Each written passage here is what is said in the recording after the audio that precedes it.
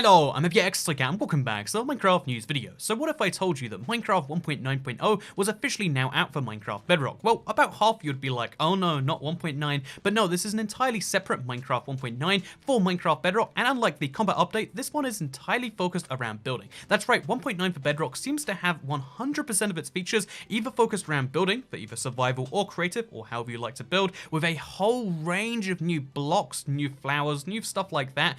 So it's got over 40 brand new blocks in just this one update alone, but then as well as having 40 plus brand new blocks, we've also got some brand new options. We've also got a hidden third of this update, which most people never experience, but we'll be diving into in this video. And I want to just kind of talk about the Bedrock update system in general, because you might be confused by it. You might be confused how all of these village and pillage features exist in an update where villages look exactly like this. So in today's video, we'll be talking about the little secret third of the update. We'll be talking about all of the features in this part of the update, and just in general diving in and explaining all of them so you can know how to get all of the brand new blocks and various features. So hopefully you do enjoy this video. You can like it if you do, but let's dive straight into it, shall we? And let's start by talking about the two brand new flowers, because if you're not aware, there are two flowers you can find exclusively after downloading 1.9. There is the cornflower and there is the lily of the valley. So the cornflower is found in a fair number of different biomes. It's found in the plains biomes, it's found in flower forests, and it's found in a couple of other places, whereas the lily of the valley is much harder, with the main spawn being the flower forest. So yeah, keep in mind that the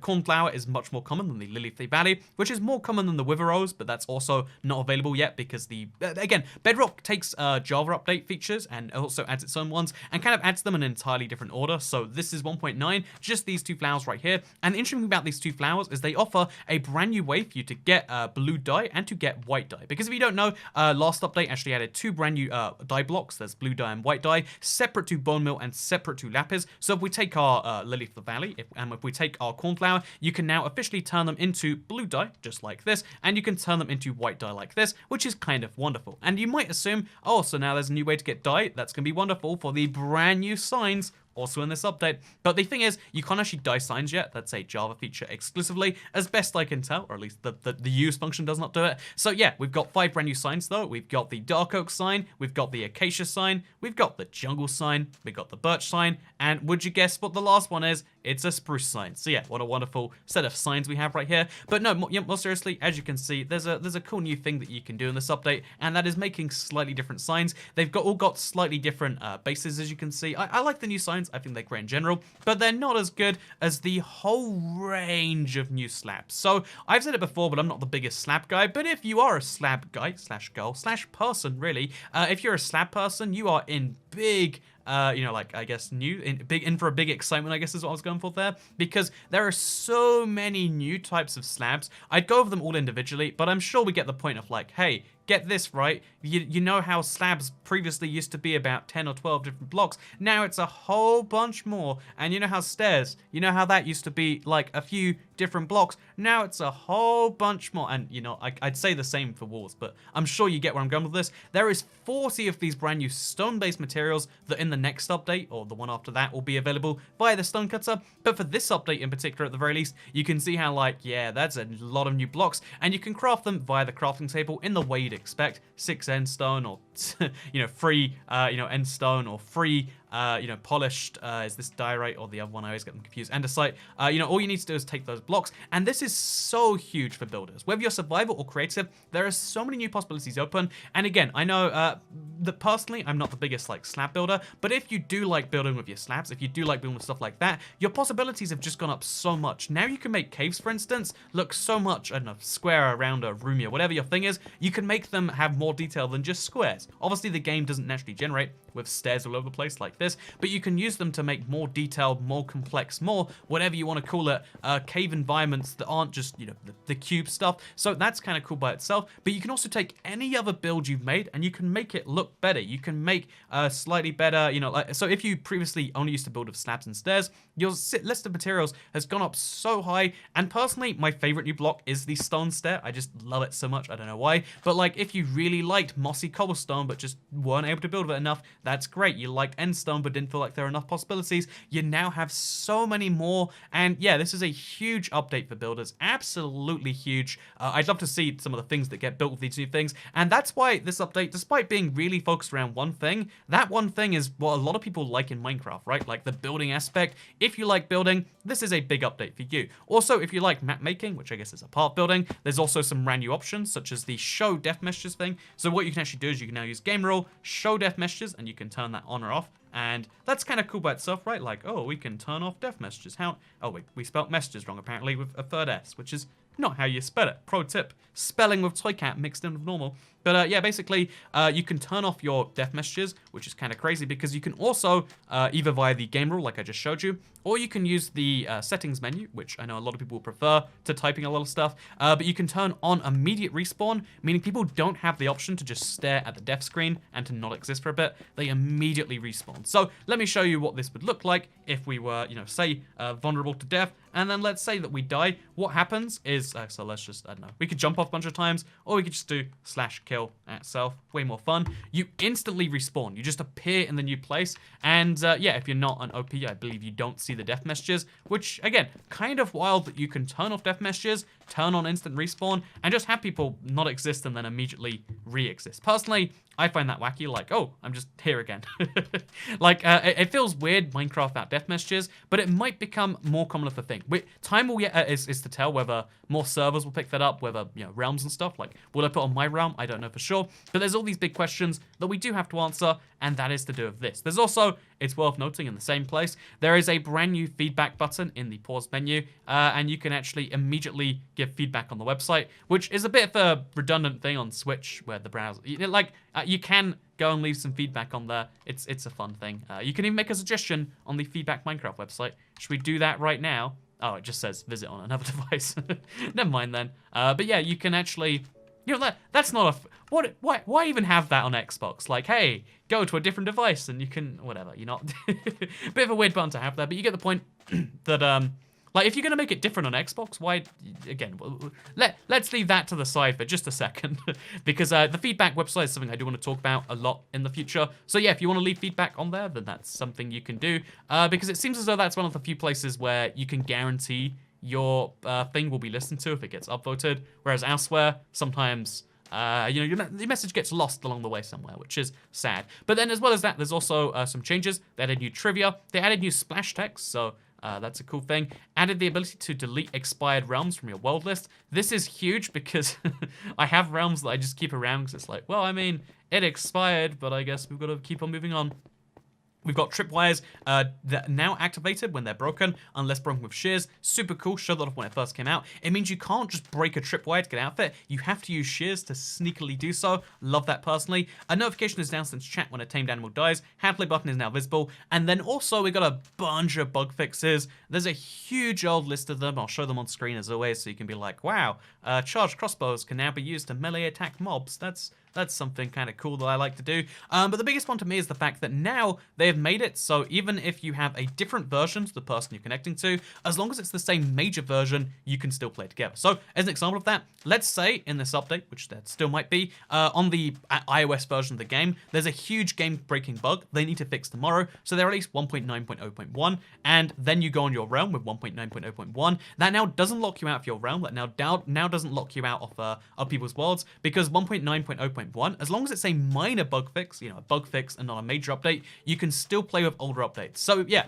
that means that just because, you know, a realm isn't updated on one platform but is on others, you can still play on public realms, you can still play with public friends, and it just means that if you do play Minecraft with friends, which I know a fair number of you do, not necessarily the same group that watches my channel, because I've said before I'm all about the solo game, but that's kind of cool. That's the thing they fix. So yeah, lots of bug fixes, which is good, lots of building updates, which is good, but I mentioned how there's like a secret part of this update. So again, I know this is something, if you watch this channel a lot, you're probably familiar with, but if you don't, you're going to be mind blown by the fact that there's actually a bunch more features. And the only way to activate them is to use this experimental gameplay toggle found in your world. You can only activate this before starting it, and it creates an EX copy of it, which, again, it's a whole issue.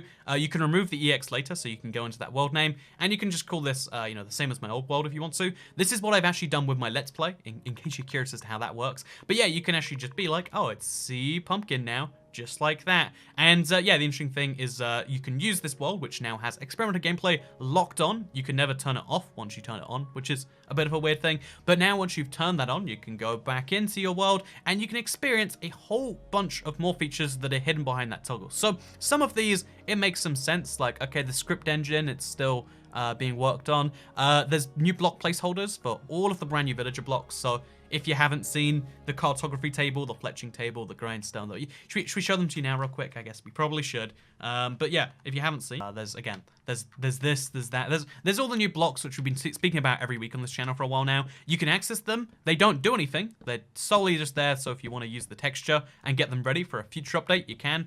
Cartography table, same place. Same with all of the brand new blocks. But then also, interestingly enough to me, bamboo will be able to generate naturally, which is huge and arguably quite important. In jungles only, of course, and not the same as Java, but still, you can find bamboos naturally, and you can also, in my opinion, this is kind of cool, access the lantern. And again, in my opinion, there's no really great reason that the lantern is hidden behind experimental gameplay, but yeah, there is a brand new lighting block, as well as a brand new mob, because the pillage is there. Let me show you the pillager, actually, just in case you care about these sorts of things, because I imagine, again, a lot of you watching this video haven't seen all of the beta updates, because it gets a bit confusing with Bedrock, but pillagers, also hidden behind this, will fire their crossbows at you, kind of cool, and then you can light them up so that they feel a bit intimidated and less likely to shoot you, maybe. I don't know, it's a cool thing. Also, actually, to go back and use this as an example of my previous thing, if we kill myself again, then you can see how every time, like it's going to have an immediate respawn, and every time he kills me, oh, we're in creative.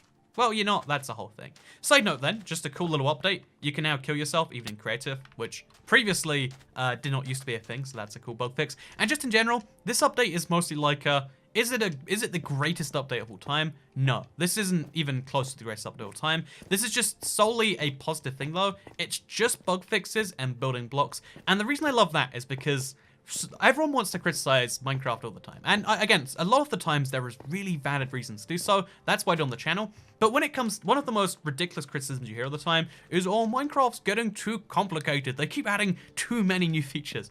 And when you say that, it's like, you're wrong. You're objectively wrong if you think Minecraft should not update. You can play the not updated versions, but you know what? People choose to update because they like new things. But in that case, it's like this update is solely just good at fix that. There's no more complexity unless you go into experimental gameplay. All it is new blocks, new flowers, new things, and that makes it not one of the best updates of all time. One of the updates they'll probably just be like, again, forgotten as a major version, like, oh, so was that a half version or not?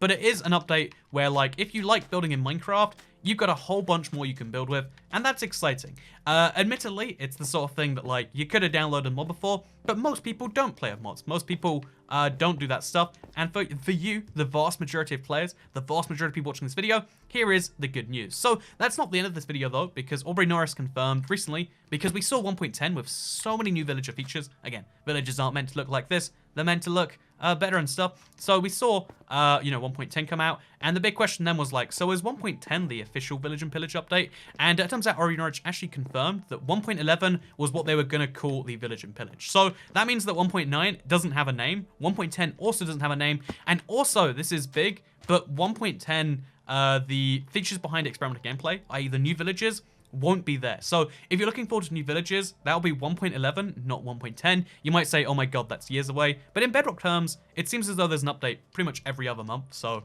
probably about May if they keep their current schedule. Because, I mean, it's February the 5th right now, but this is really January's update. It just took some time. So, like, by March we could see 1.10, or by April maybe. And then by May, roughly, we could see Village and Pillage for Bedrock. And given that Bedrock seems to follow Java quite closely, that means you can see, again, May/June, almost certainly, Village and Pillage. Bit weird that, 2018's second update became the first half of 2019's update, but it seems as though that's where we're at, and it is, I mean, it's good news if you're a Java player, because 1.14 is endlessly marching on. There's still so many features to add, and yeah, I hope you'll enjoy this video, talking about 1.9, talking about 1.10 a little bit, as well as 1.11, and in case you're curious about 1.14, one of the videos I'm considering making is all the features inside that so far, because if you follow Bedrock, it's like, oh, the features come out every couple months. You can see, oh, here's new slabs, new stuff. But if you're on Java, there's just a whole range of new features that haven't come to the game yet. So if you want to see a video on all of those, maybe I'd make that. Or maybe we should just make it 1.10, 1.11.